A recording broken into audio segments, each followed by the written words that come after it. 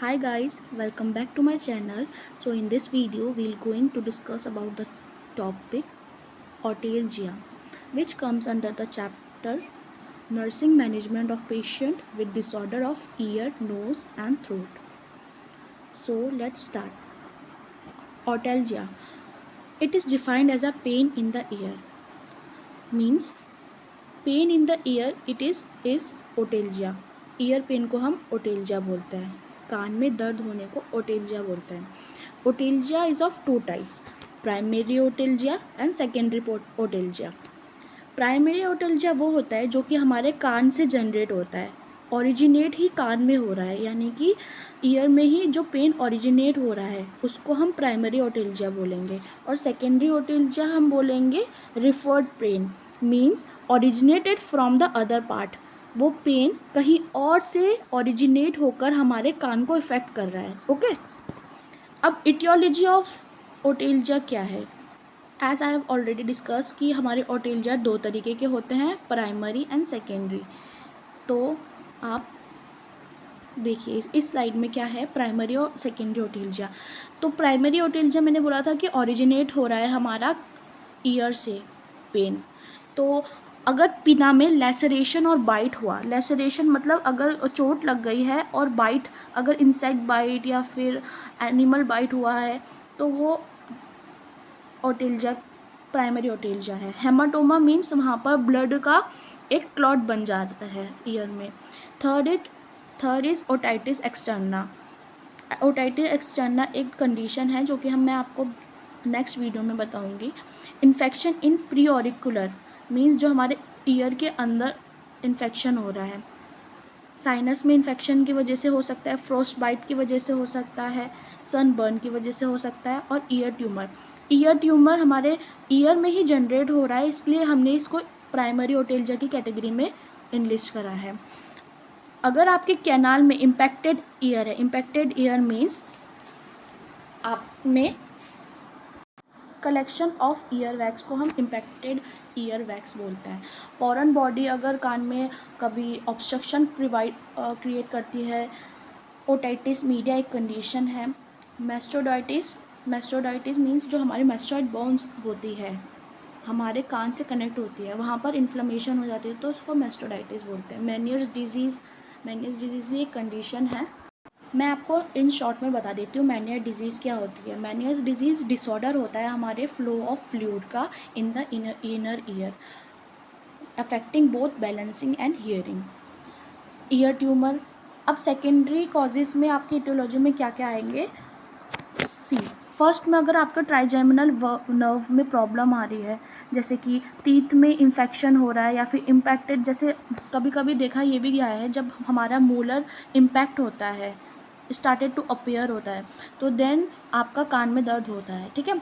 Oral cavity में infection, sinusitis हो रहा है या फिर tonsillitis, pharyngitis, trauma, infection in any part of nasopharynx, oropharynx and pharynx में इनमें से किसी भी चीज़ में इन्फेक्शन हुआ तो it can lead to secondary otalgia. Tuberculosis of ear और tuberculosis of the facial can also lead to secondary otalgia and the foreign body infection. Now let's jump to the pathophysiology. अब pathophysiology क्या होगी इसकी? सबसे पहले आपका यहाँ पर इटियोलॉजी के कारण ट्रॉमा और इन्फेक्शन हुआ.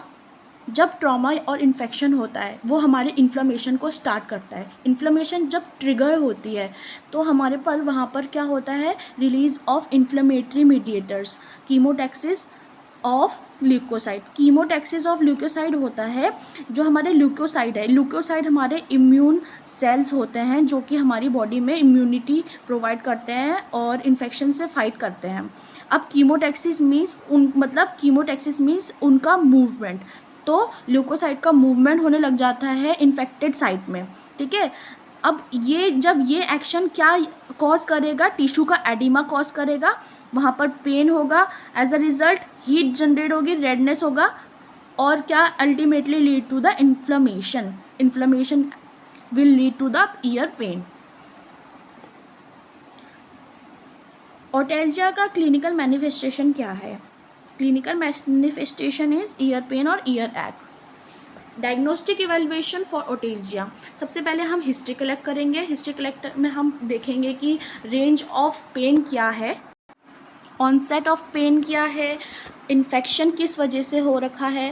अगर उनको क्वेश्चन पूछेंगे कि आपको क्या पेन हो रहा है जब आप चूइंग कर रहे हो, और is there any dysphagia, or is a person is in bad habit of smoking or alcohol consumption. Secondary, we will move towards the physical examination. Physical examination में आप फिजिकल टेस्ट कंडक्ट करवाएंगे. The third is the examination of ear, which will also known as inspection. Inspection में आप swelling, injury, discharge और any tenderness check करेंगे. Fourth is cranial nerve exam. And why we are doing this cranial nerve exam. Cranial nerve exam हम अपनी cranial nerve की neuropathy को देखने के लिए कर रहे हैं कि क्या पता वहाँ पर कोई नर्व डैमेज तो नहीं है. Neuropathy means damage in the nerve. अब वहाँ पर अगर वो एरिया वीक और नर्व लग रहा है, आपने क्रेनियल नर्व एग्ज़ाम करा, तो इसका मतलब वहाँ पर क्रेनियल नर्व न्यूरोपैथी हो रखी है. Fifth test is otoscope. By using otoscope. Sixth is nasopharyngoscopy. Seventh is laryngoscopy. Dental radiography, MRI, CT scan और PT स्कैन भी हम कंडक्ट करा सकते हैं जब हमें पता है कि वहाँ पर ट्यूमर हो रखा है. ठीक है. Ninth is CBC, blood chemistry and ESR. Then we will last part is the management. Management कैसे करवाएंगे. सबसे पहले first treatment is based on the cause of pain. हमारा पहला ट्रीटमेंट हमारा कॉज ऑफ पेन को सही करने के लिए ट्रीटमेंट यूज़ करेंगे हम. ओके. तो फर्स्ट में हम क्या करेंगे, प्रोमोट हीलिंग. एंटीबायोटिक्स दे सकते हैं, एनाल्जेसिक दे सकते हैं. अगर यहाँ पर इन्फेक्शन है तो एंटीबायोटिक्स देंगे.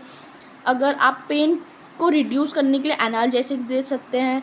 ईयर इरिगेशन करवा सकते हैं अगर आपको पता है कि वहाँ पर ऑब्स्ट्रक्शन है और वहाँ पर ज़्यादा डिस्चार्ज निकल रहा है. ठीक है. अब सर्जिकल मैनेजमेंट में आप there are 4 surgical management which comes under it. So first is myringoplasty. Myringoplasty क्या होता है आपका, जब हमारी टिम्पेनिक मेम्ब्रेन, आपको टिम्पेनिक मेम्ब्रेन पता है, जो हमारा कान होता है उसमें ईयर ड्रम को हम टिम्पेनिक मेम्ब्रेन बोलते हैं. ईयर ड्रम पे अगर छोटा होल बन जाता है, वो परफोरेट हो जाता है और वो it is very small, so we will opt for myringoplasty. Tympanoplasty होता है जब टिम्पेनिक मेम्ब्रेन में बड़ा होल हो और वो पूरा परफोरेट हो गया हो. परफोरेट मतलब उसमें परफोरेट मीन्स फट गया हो. ठीक है. तो टिम्पैनोप्लास्टी करवाते हैं वहाँ पर. टिम्पेनिक मेम्ब्रेन का रिपेयर करवाते हैं बाय द ग्राफ्ट. ऑसिकुलोप्लास्टी में क्या होता है, जो हमारे ऑसिकल्स होते हैं ना, ये ऑसिकल्स 3 ऑसिकल्स होते हैं, उसका रिकन्स्ट्रक्शन करवाते हैं.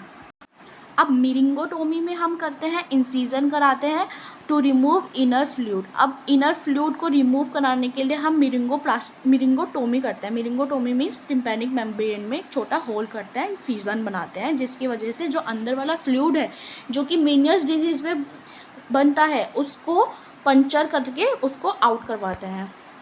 So guys, hope you clear with this topic. So thank you. Please guys, like, share, comment and subscribe. Have a nice day.